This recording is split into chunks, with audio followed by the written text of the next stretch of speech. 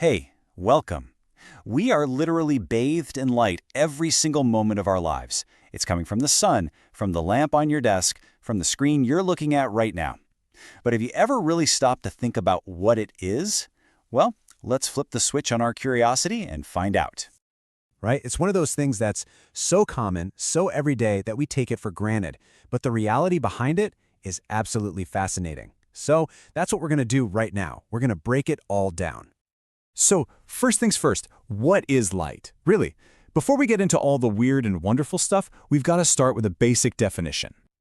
Okay, at its most fundamental level, light is pure energy. And the best way to picture it is to think about dropping a stone into a still pond.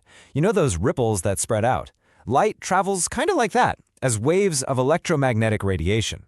That's the same stuff as radio waves and X-rays. But here's the kicker. Unlike ripples in water, these waves travel through the vacuum of space at a speed that is just unbelievable. And speaking of that speed, when we talk about how fast light is, we're not just talking about being really fast. No, we are talking about the ultimate, unbreakable speed limit for the entire universe. Nothing, and I mean nothing, can travel faster. So it's one thing to say it's the fastest thing ever, but what does that number actually look like? Are you ready for this? It's a big one. 300 million meters per second. To put that in perspective, that's fast enough to zip around the entire Earth more than 7 times in a single second. It is the absolute cosmic speed limit, no exceptions. Okay, so light is energy, and it's ridiculously fast. But this is where the story gets really weird. For hundreds of years, scientists had this huge debate. Is light a wave, or is it a particle? And the mind-bending answer they finally came up with is, well, it's both. Yep, this is light's secret identity. It has a dual personality. Depending on how you measure it, it can act like a smooth, continuous wave, like those ripples on a pond. But it can also act like a stream of tiny individual particles.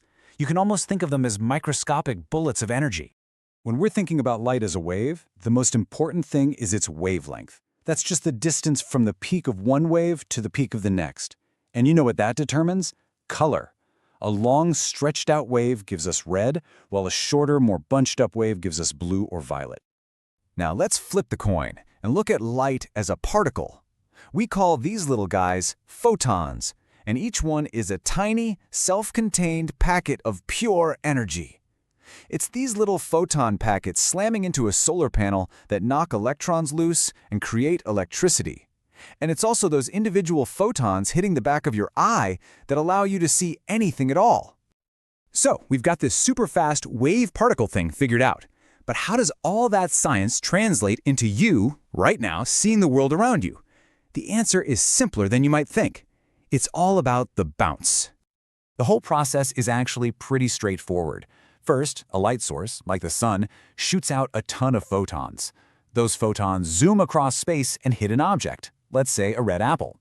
The apple's skin absorbs some of that light, but it reflects the rest. And that reflected light is what travels into your eyes, letting your brain construct the image of an apple.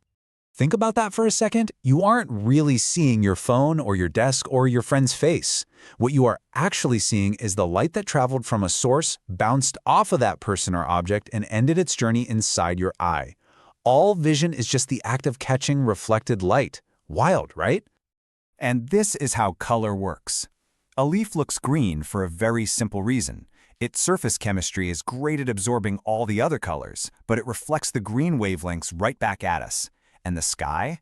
It's blue because the tiny molecules in our atmosphere are just the right size to scatter the shorter blue wavelengths of sunlight all over the place. Now, this is all incredibly cool science, but the story goes so much deeper.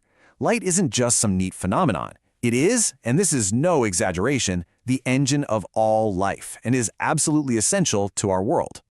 I mean, without light from our sun, plants couldn't do photosynthesis, the process that literally creates the food at the base of the food chain and the oxygen that we breathe. So much of our modern world, from the internet zipping through fiber optic cables to powerful medical lasers, is built on harnessing light.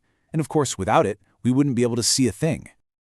So let's bring all this home with a simple, everyday action. The next time you walk into a dark room and you go to flip that light switch, just take a second and remember what you're actually doing. You are unleashing a flood of photons, the fastest travelers in the entire universe, just so they can bounce off every single surface and instantly paint the world into existence for your eyes. Hey, if you enjoyed getting to know light a little better, do us a favor and hit that like button, share this with someone who's curious, and of course, subscribe for more explainers just like this one. So I'll leave you with a final thought to chew on. We've just talked about the force that shapes our entire visible reality. So what other invisible forces are out there, quietly shaping our world in ways we can't even begin to see? Stay curious.